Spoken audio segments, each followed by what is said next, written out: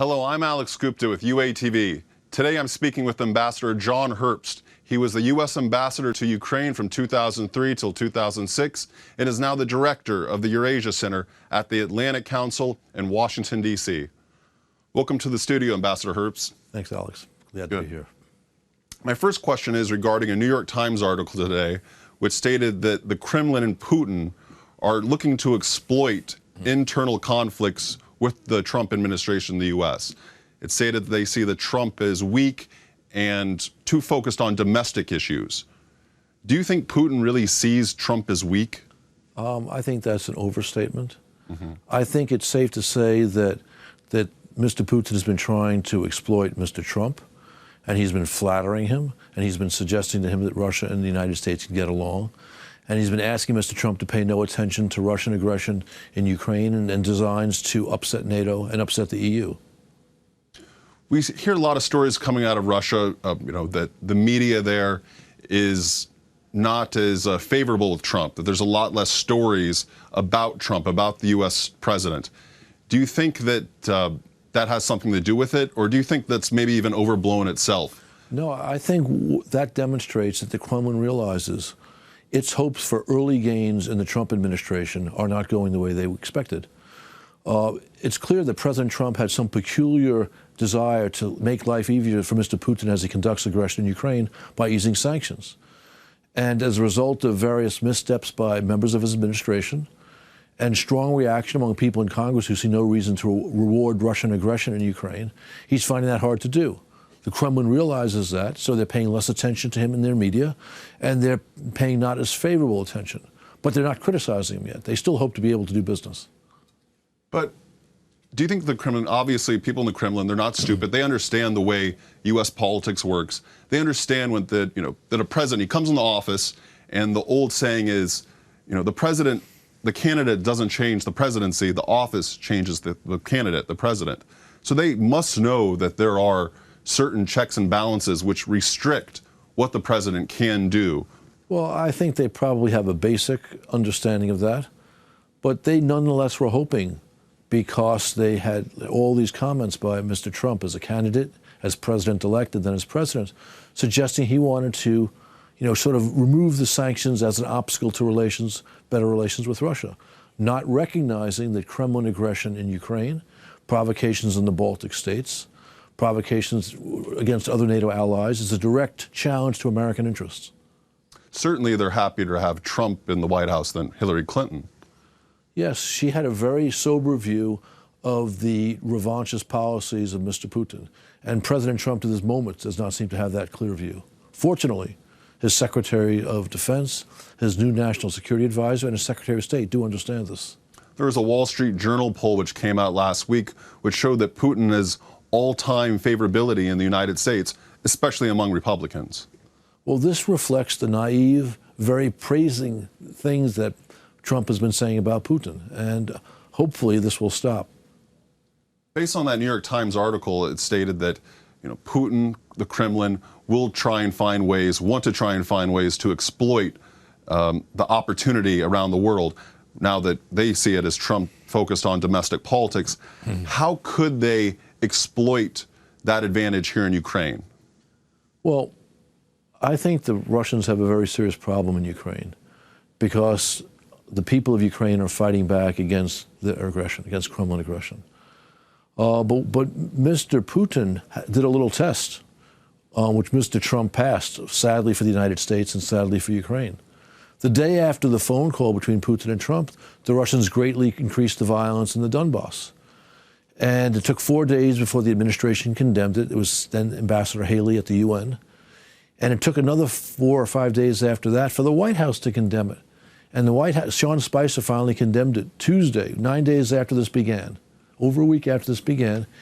He was trying to calm down the fuss about the Flynn resignation. Only then did the White House condemn Russian aggression. Mr. Lavrov gave Trump a passing grade, again, to the disgrace of the United States, when he said, well, we think that Trump on Ukraine is much better than Obama on Ukraine. It was all very clear and sad. So do you think Putin is testing Trump right now? We had Edward Lucas on here last week, the journalist and author, and he said that, yes, they are testing Trump. the situation after the phone call, what happened in eastern Ukraine, the escalation of hostilities, what we're seeing, the Kremlin now recognizing passports issued by separatists in eastern Ukraine. He said that this is exactly what they did in Georgia. This is straight out of the same playbook, and this is a test of the Trump administration. He's right that it is out of the Georgia playbook. Whether this was designed to be a test of Trump or perhaps a recognition that, in Moscow's case, that they were not going to get the sanctions lift from Trump that they expected, so they said, well, we'll just go ahead and do it. To me, that's an open question. But the point is, it's one more sign of aggressive Russian policy, which should have had an immediate condemnation from the United States, and really has not. I wanted to ask you another story, big story, is that Trump, as he stated on the campaign trail, he drastically is going to increase the budget of the Defense Department. Do you think this is a positive reassurance for NATO and essentially for Ukraine? I think it should be taken as a positive step. But of course, if he increases our defense capability and says to the Kremlin, you can do what you want in Ukraine, or does not stand firm for Article 5 commitment to NATO, the Russians wouldn't mind. So our allies can only be a little bit reassured by that. I think they were more reassured by the statements made by Vice President Pence at the Munich Security Conference, by statements made by General Mattis in a variety of locations in Europe. But it would be nice to hear those same strong statements from the President of the United States. It also said in the same article, so if he adds the budget to the Defense Department, he has to take away from other departments, one of them being the State Department. Right. What, as former ambassador, what impact will that have, a negative impact? Well, I spent a lot of time in my career at the end of it working on not just Eastern Europe or not just the Middle East, but on failed states. And it was clear, working on that most difficult of issues, that relatively speaking, the Defense Department was well-resourced and the State Department was not. And the Defense Department recognizes too. So this is clearly not to the advantage of the United States. But it's also not to the advantage of the United States to have policies which don't provide some fiscal discipline. We have a large deficit, we have a large budget imbalance. It would be good if President Trump were to address these things too. Going off what Joseph Nye says, talks about soft power, the soft power of the United States. You have organizations in the State Department, USA, which do a lot of good. Correct. In Ukraine and around the world. And it would, but you don't see any of those organizations, being affected negatively from this. Well, there's no question if you cut the State Department budget, its capacity will be weaker. Same with USAID, and that is certainly a mistake. That is certainly a mistake. Their budget should not be hit in order to increase the defense budget, because while the defense budget perhaps should rise, especially as a result of Kremlin aggression and Chinese belligerence in the South and East China Seas, the State Department is also a critical part of our national security apparatus. When Edward Lucas was on here last week, I asked him, what he sees going forward in Ukraine, Eastern Ukraine. And he said, my advice would be for the people of Ukraine is to dig in for a very long conflict, which will probably last decades, but then to focus on making the rest of Ukraine great. Would you agree with that? That's excellent advice. I think, in fact, Ukraine has partly achieved that already. Within the constraints of Russian military operations, they have fought the Russian army to a standstill because the people of Ukraine are united. And they've also taken some important steps in reform. But there obviously need to be more steps in reform. And obviously Ukraine needs more support from the West, especially the United States, to deal first with the Russian aggression and also with reform. Sadly, we're not clear what's going to happen with that at the present time. Although I believe over time the United States is going to pursue a stronger policy of support from Ukraine than we had under President Obama. Well, yeah, going based off that, Senator Richard Durbin of Illinois, Representative Mike Quigley of Illinois, they were recently here, and they have both advocated for the United States selling arms, providing arms to Ukraine. Do you agree with that? I was one of the 8 people who wrote the report 2 years ago saying this is very much in America's national interest. Right now, we need to make sure that Trump does not weaken our policy towards Russia, reduce support for Ukraine. Once we have that in hand, then we work on increasing American support for Ukraine and a stronger policy against Russia, against Russian aggression. Are the sanctions towards Russia, the U.S. sanctions against Russia, are they working?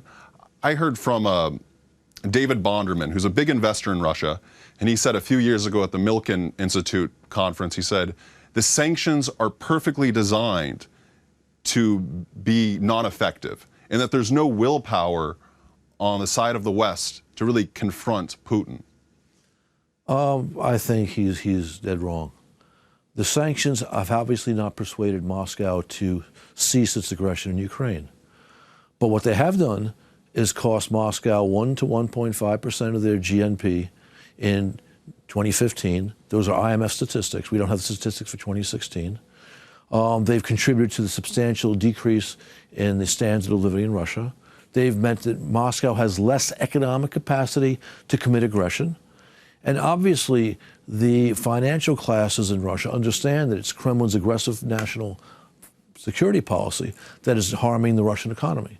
So from this point of view, the sanctions have been a very effective tool. And as long as the Kremlin is interested in revising the post-Cold War security order, we have an interest in weakening its economy. So the sanctions are not perfect, but they are an important policy of keeping Moscow in check. That's why the Russians are so anxious to get them lifted. But don't you think it was more the drop in oil prices which caused the Russian economy to go down as much as it has? In 2015, the Russian economy, the GNP dropped either 3.7 or 3.8%. So clearly, something else had a greater impact than the sanctions, which were responsible for what? 25 to 33% of that. But still, the sanctions added a significant percentage to that. It was a significant hit. And again, if they weren't hitting the Russians, the Kremlin would not be spending as much time as it has been trying to get sanctions eased, first by dividing the EU and now by appealing to the new president of the United States. Do you think peace, any peace process between the U.S., Russia, Ukraine, could ever be attained while Russia occupies Crimea? The short answer is yes. If it would be quite possible, I think, to reach a deal in which Moscow withdraws its troops, withdraws its weapons, stops its financial support for the few fighters who are not Russian volunteers or regular Russian army soldiers, and it was agreed to disagree about Crimea. That's possible. In fact, I think that's how this will probably play out, although it might take 10 years. If American policy was smart and strong, if European policy was smart and strong, maybe this could play out in the course of 18 or 24 months. But right now, we don't have that prerequisite. Well, thank you so much, Ambassador Herbst, for joining us here in the studio in Kyiv. Really enjoyed it. My pleasure. This is Alex Gupta with UATV. Thank you very much.